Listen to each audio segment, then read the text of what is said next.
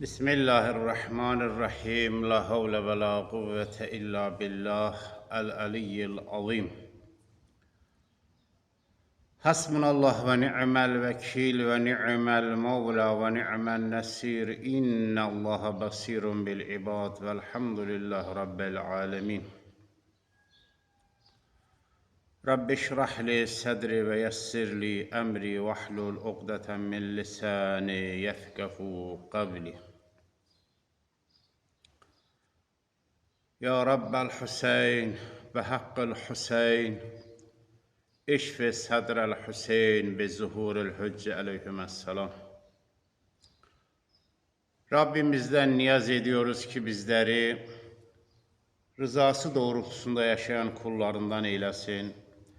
Peygamberlerin, Evliyaullah'ın, Sülehanın, doğruların, ebrarın ve Ehl-i Beyt aleyhisselamın çizgisinde, hattında bilinçli, şuurlu, basiretli bir şekilde gitmeyi, yaşamayı nasip eylesin. Değerli dostlar,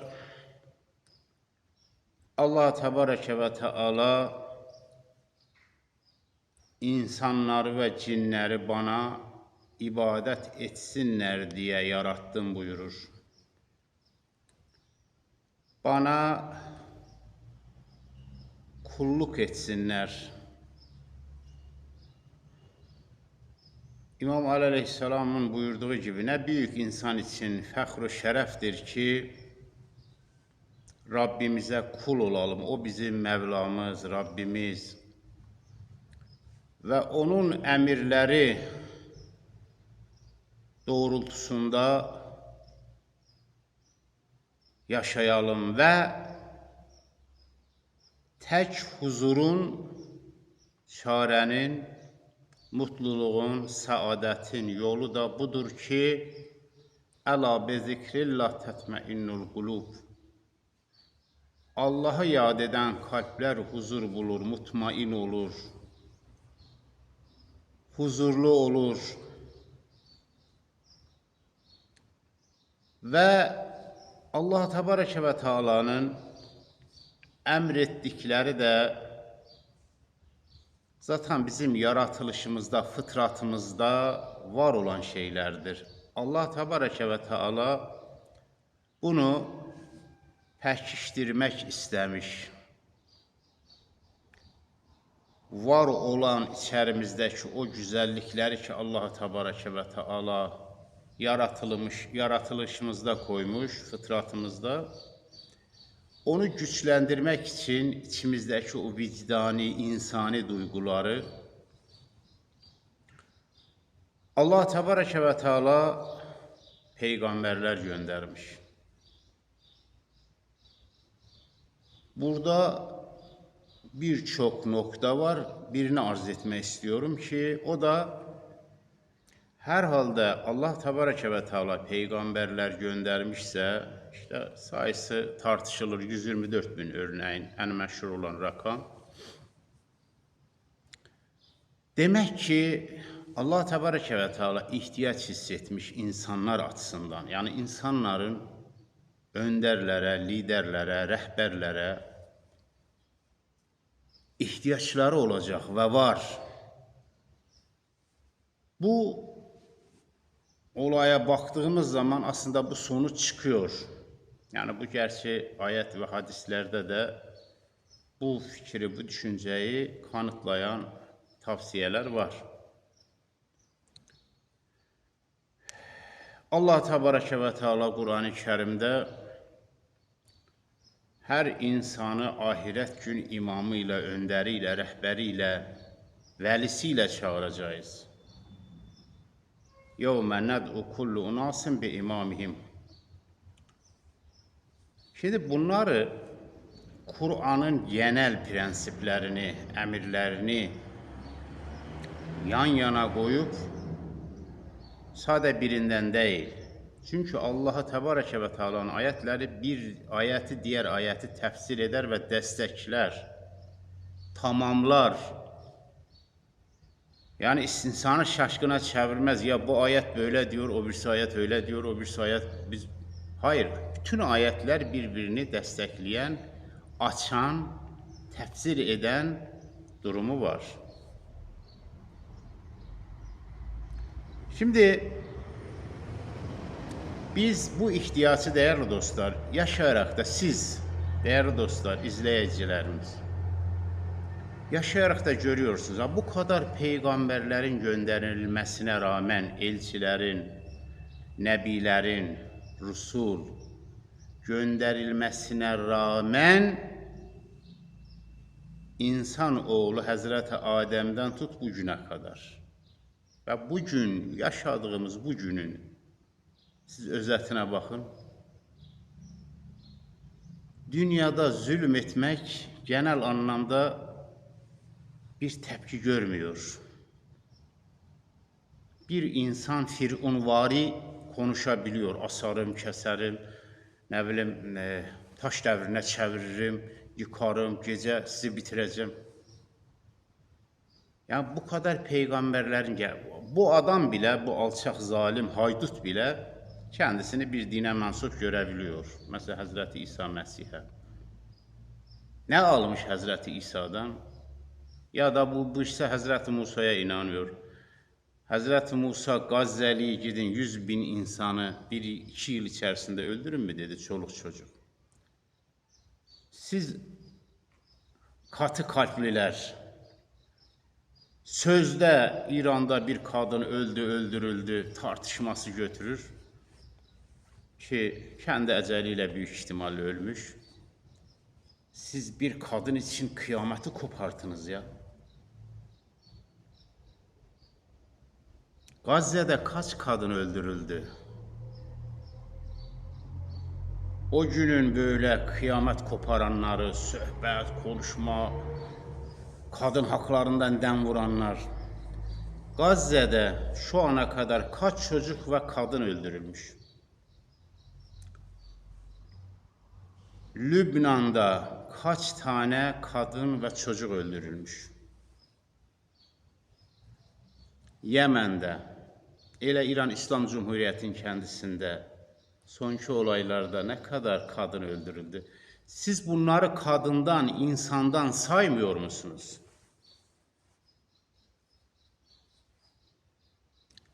Ben geçmiş konuşmalarımda da arz ettim. Ben bugünkü dünyayı ve bugün özellikle gördüğüm zaman imametin,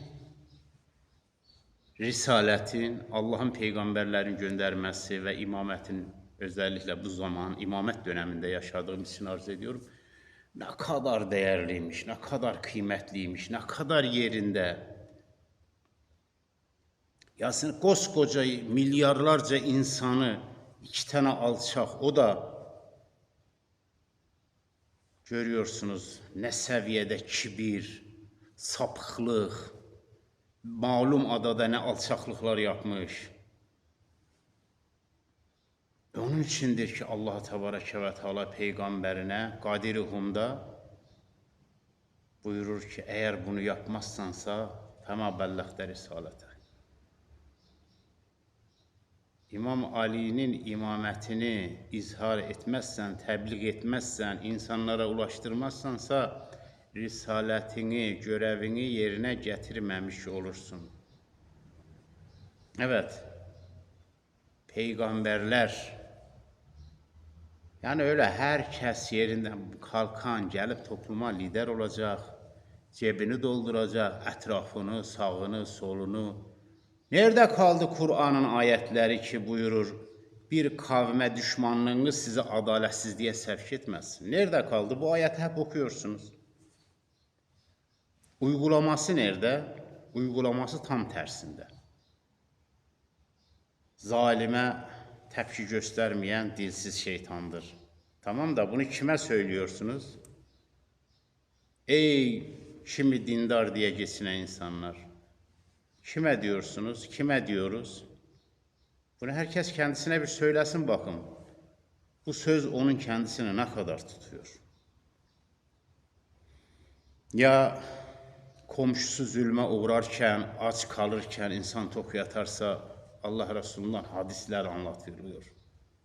Tamam da bu insanların aç kalmasına vesile olan kimlerdir? Allah Təbarəkə və Təala bir takım Avropa ölkələrinə imkanatları daha mı çox verir? Yoxsa onlar ixtilafa düşmür? Onlar daha doğru o Cəmaləddin Əsəd Abadi, o büyük insan, ilim irfan sahibindən, o arifdən bir söz nakl ediyorlar. Bunu biraz düşünün. Ben biraz düşündüm, anladım daha doğrusu. Özetliyor bugünkü Müslümanların halini. Diyor, Avrupa'ya gittim. Müslüman görmedim ama İslam'ı gördüm. Döndüm İslam coğrafyasına. Müslüman gördüm ama İslam'ı görmedim. Doğruluğu, dürüstlüğü, İslam'ın özünü göremedim. Faiz İslam coğrafyasında, zulüm İslam coğrafyasında, kibir İslam coğrafyasında, fakirlik İslam coğrafyasında, yanlış din anlayışıyla birbirini katleden İslam coğrafyasında. La ilahe illallah, Allah ekber, Müslüman başını kes, ben 40 furi beni karşılayacak sapık kafaya sahip insanların olduğu bir coğrafya. Evet, ben döndüm, sözde yani Müslüman gördüm ama gerçek İslam'ı göremedim.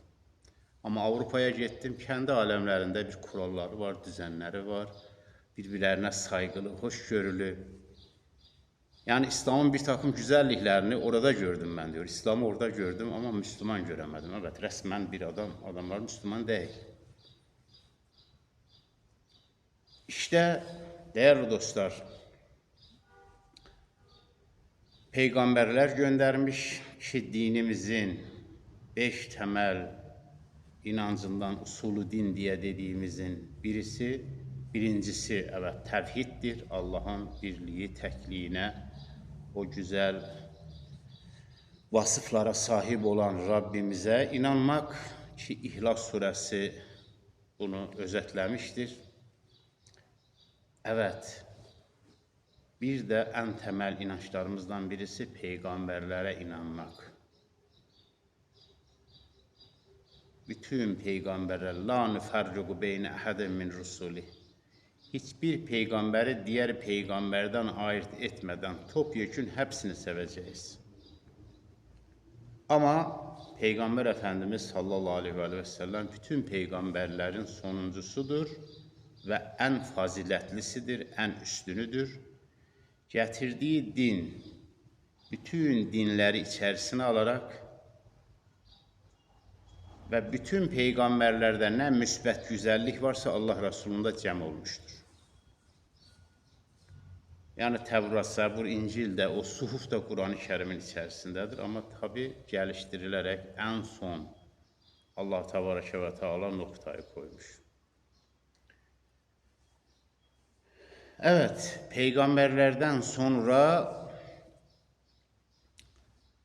peygamberlere nasıl bir ihtiyaç hissedilmiş ve Allah Celle Celaluhu peygamberleri göndermiş, aynı ihtiyaç imamet için de geçerlidir değerli dostlar. Her dönemde insanlar rehbere, ama rehber dediğimiz her rehber değil, ilahi süzgeçten geçen İmam Mehdi Eccelallahu Teala Fərəcəhü Şərifin imamet dönemindeyiz. Zamanımız, asrımız sahipsiz değil. Ya sahibez zaman, zamanın sahibi var. Allah'ın yeryüzündeki hücceti hayattadır. Nasıl Hazreti İsa Mesih yıllar, yüzyıllar ondan önce hayattaysa, nasıl hayattaysa, onu işte sağ, yaşatan, bu zamanlara kadar getiren Rabbimiz Hazreti İmam Mehdi Eccelallahu Teala Fərəcəhü Şərifi de hayatta saklıyor, koruyor. Gaybet döneminde, gaybeti kübra dönemindeyiz. Büyük gaybet. Gözlerimizden ıraktır. Bizler belki kimi zaman görüyoruz, görenlerimiz oluyor, belki farkında olmuyoruz. O bu varlık alemindedir. Ve Allah Tebareke ve Teala arz ettiği, istediği əmr etdiyi zaman əlbət ki, zuhur edəcək. Allah Təbarəkə və Teala yeryüzünün mustazaflarını, əzilənlərini, qaribanlarını, mazlumlarını yeryüzünün mutlaq varisi qılacağını Qur'an-ı Kərimdə vaad etmiş. Allahı Təbarəkə və Teala nasıl Məkkə fəth ediləcək buyurdu və sonra Məkkə fəth edildi. Evet, yeryüzü komple də fəth ediləcək. Şimdi o fətih, o mustazafların mutlaq yeryüzünə varis olma hadisəsi İmam Məhdi Əcəlallahu Teala Fərəcəhuş Şərifin hadisəsinə işarət ediyor. Değerli dostlar, Peygamber Efendimiz sallallahu aleyhi ve sellem son haccından döndüğünde vəda haccı diye tarihte yazılır. Kadir Hum denilen bölgede Allah Tebareke ve Teala o aşamadan sonra her bölgeden gelenler ayrılacaklar, dağılacaklar. O dağılmadan önceki dönemde Allah Resuluna Allah tarafından emir gelir. Ya eyyuhər Resul belliğ ma unzile ileyke min rabbik. Ey peygamber, sana gelen emri tebliğ et. Eğer bunu yapmazsansa fema bellagte risalete. Risaletini tebliğ etmemiş kimin sayacağım? Allah seni insanlardan koruyacak. Allah Resulü'nün endişeleri vardı. Evet, o emir neydi ki? El-yevm ekmeltu lekum dinekum. Bugün dininiz kamil oluyor, bütünleşiyor, tamamlanıyor, nokta koyuluyor. Ve size etmemtu aleykum ni'meti. Nimet tamamlanıyor. İmamet ve velayet nimeti. Ve İslam'ı din olarak Allah Tebareke ve Teala bize sunuyor. Ve kıyamete kadar halal-ı Muhammed halalun ila yevmil kıyama, haram-ı Muhammed haramun ila yevmil kıyama. Peygamber Efendimizin getirdiği dinin helal ve haramı kıyamete kadar devam edecek. Daha ondan sonra din gelmeyecek, kitap gelmeyecek, peygamber gelmeyecek. Allah Resulü sallallahu aleyhi ve sellemin değerli dostlar, bu ayetlerini anlıyoruz ki endişeler vardı. Yani o insanların ruh halini, psikolojisini bilmiyor muydu? Allah Resulü o aynı zamanda psikolog. Yani o insanların halini, durumunu biliyor. Biliyor ki bu insanlar cahiliye döneminden henüz vazgeçmemişler. Henüz yaşlılığa, saça sakala önem veren kabilecilik, ırkçılık ve bunu biz değerli dostlar İmam Ali Aleyhisselam'ı 25 yıl evinde oturduğunda daha çok iyi anlıyoruz.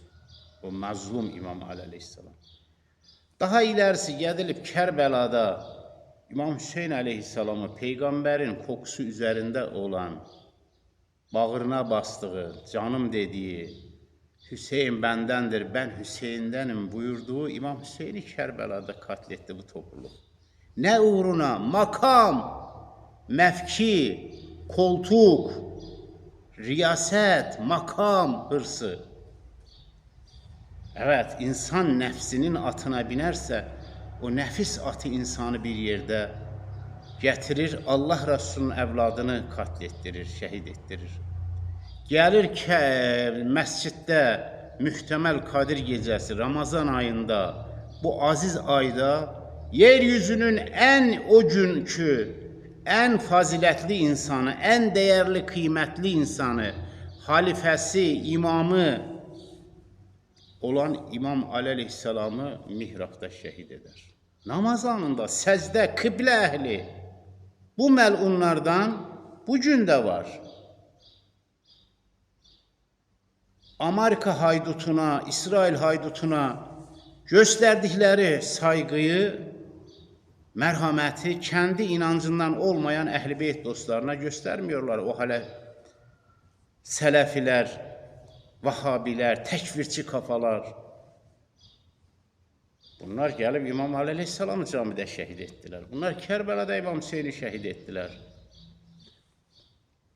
Haqqın yanında olanlarla olmayanın mücadiləsi Habil və Kabillə başlamışdır, değerli dostlar. Hər dönemin Əbu Cəhli, Əbu Ləhəbi var, amma hər dönemin Hazreti Muhammedi var, İmam Alisi var, İmam Hüseyni var. Evet, her zamanın İmam Seyyid Əli Xameneisi var, Allah ruhunu şad eləsin. Həsən Nəsrullahı var, Əbdülməlik Hussi var. Zalimlerin tarafında duran varsa, mazlumların hakkında duran Haydar-ı Kərrarın yiğit evlatları da var bu dünyada. 3 gün daha fazla yaşayayım diye sesini kesen insanlar var. Evet, herkes geldiler İmam Ali Aleyhisselam'dan biat ettiler. Ben kimin Mevlasıyam, Ali onun Mevlasıdır buyurdu. Men kuntu Mevla fe Aliyyun Mevla ya da fehaza Aliyyun Mevla. Evet, 70 binle 120 bin insan arasındaki insanlar biat ettiler. Allah Resulüne doğrudan karşı çıkamadılar. O günde kerhen kabul ettiklerini sonraki yaptıkları ortaya koyuyor. Evet, benden sonra sizin imamınız İmam Ali'dir. Ve İmam Ali ve İmam Ali destekleyenler hakkında hayır dua ediyor. Vansur men nesara. İmam Ali'ye yardım edene sen de yardım et. Evet, ona zulmedene, haksızlık edene sen de ya Rabbi onların cezasını ver. Allah Resulü dua ediyor. Din kamil oldu, nimet tamamlandı, İslam din olarak sunuldu. Değerli dostlar, o namazlarımızın, ibadetlerimizin Allah'a ulaşması için Nişabur'da İmam Rıza Aleyhisselam zorla götürüldüğü zamanın zalim halifesi tarafından orada bir hadis buyurur ki kim la ilahe illallah kelimesini dese Allah'a kutsi hadiste buyurur benim kalemdir. Kim benim kaleme sığınırsa azabımdan güvende kalır. Herkes zannetti ki sadece dilinde la ilahe illallah demek. İmam baktı ki bunlar bunu çok böyle soyut aldılar. Çok böyle hafif, tam kavrayamadılar derinliğini. Buyurdu ki beşertiha, yani o la ilahe illallahı şartlarıyla birlikte yerine getirirseniz ve ene min şertiha ve ben, yani biz Ehl-i Beyt de o la ilahe illallahın şartlarındanız. Yani Ehl-i Beyti Peygamber Efendimiz Meveddet ayetinde buyur illel meveddete fil kurba. Namaz, meveddet ikisi bir arada olacak. Namaz, Ehl-i Beytin sevgisi, mehabbeti bir arada olacak. Onların düşmanlarını kınama, lanet okuma da aynı zamanda olacak. O Ehl-i Beyt'e zulmedenleri talin etmeniz lazım. Onları kınamanız lazım. Yoksa ben İmam Hüseyin'i severim, Yezid'den de bir problemim yok. Böyle bir şey olmaz. Ben İmam Ali'yi severim ama Muaviye'den de o kadar da bir şey demeyelim. Allah Tebareke ve Teala yarın Muaviye'yi sevenleri de çağıracak buyursunlar ama İmam Ali'yi sevenler de. İki arada bir derede kalmayın. Safınızı bugün seçin. Hakkın yanında, doğrunun yanında, güzelin yanında olalım. Ve İmam Muhammed Bakır Aleyhisselam buyurur ya meşhur bir hadis Buniyel İslam ala hams. İşte namaz, oruç, din 5 temel ibadet üzerine kurulmuş. Had, cihat ve velaya ve biz Ehl-i Beyt'in velayeti. İmam Muhammed Bakır Aleyhisselam buyurur. Ve biz Ehl-i Beyt'in velayeti de diğer ibadetlerin anahtarıdır, açanıdır. Yani kabul olmasına vesiledir. Yani bunsuz bir kıymeti olmaz. Ehl-i Beyti sevmeden Peygamber'e Allah'a ulaşılmaz. Hakkın önünde hakkı kabul etmek insanların faydanısınadır. İnat etmek, hakkın karşısında durmak. Hatta sözde kimi din kisvesi altında olanlar kendi etrafında da minlərcəsini belki cehenneme gitmesine vesile oluyor. Allah Təbarəkə və Teala Qadir-Rum bayramını İslam aləminə məhəbbət, sevgi, kardeşlik gətirilməsinə vəsilə qılsın. Allah bizləri peyğəmbərlərin, Əhl-i Beytin, İmam Ali əleyhissalamın və övladlarını, Peyğəmbər Əfəndimiz qızı Fatıma-tü Zəhra salamullahi aleyhanın yolundan, çizgisindən, hattından ayırmasın. Allah zalimlərin şərini, Amerika, İsrail, təkvirci kafaların şərini kendilərinə döndərsin. Məzlumlara yardım etsin. Özellikle Filistinli İslami Cihad, Hamas, Yemen, Ansarullah, Lübnan, Hizbullah, Haçlı Şabi ve başta da İslam aleminin onuru olan İran İslam Cumhuriyeti'ne Allah ve siz direniş ekseninde olanlara Allah yardım etsin. Allah Tebareke ve Teala hepimizin sonunu ve akıbetini hayırlı kılsın inşallah. Vesselamu Aleyküm cemiyen ve rahmetullahi ve berekatuhu.